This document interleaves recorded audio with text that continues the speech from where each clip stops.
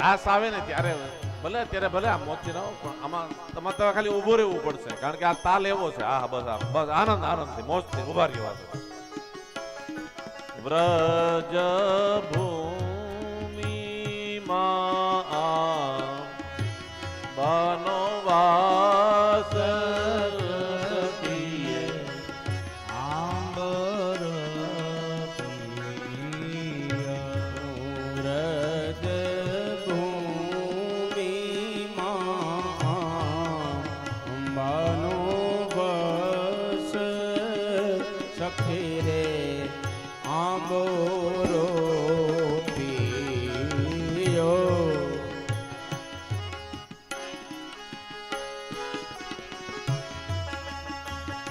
આ ભાગવત પ્રગટ્યું કેમ?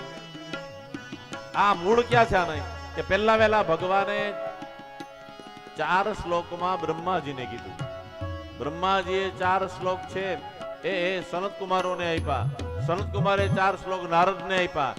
નારદ મુનિએ 4 શ્લોક વેદ વ્યાસને આપ્યા અને વેદ વ્યાસે 4 શ્લોકમાંથી 18,000 શ્લોકની રચના કરી અને ભાગવતની રચના કરી. એનું નામ આ શ્રીમદ ભાગવત છે. બ્રહ્માજીએ તે 4 પત્ર લખિયા મુનિ નારદે કીધા છે જાણ સખીએ ભગવાને બ્રહ્મને આપ્યું, બ્રહ્માએ નારદને આપ્યું. હવે નારદ મુનિએ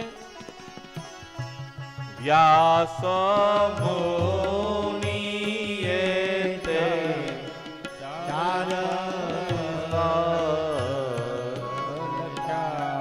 તેના 9 ખંડમાં છે નામ સખી રે આંબોરો 12 સ્કંદ આંબાના ખડ થયા 335 અધ્યાય છે શાક સખીએ આંબોરો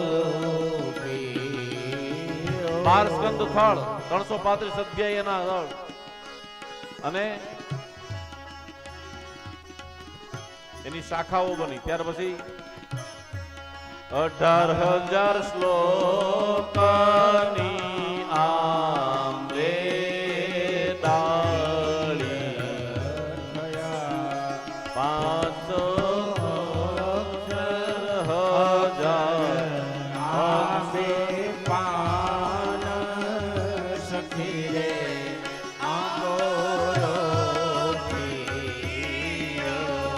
આંબો અખંડ ભુવનથી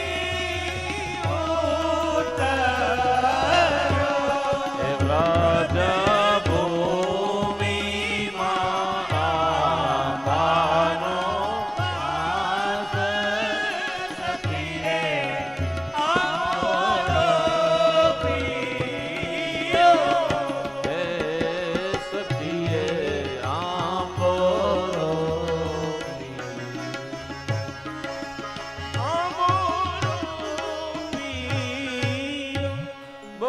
ભાગવત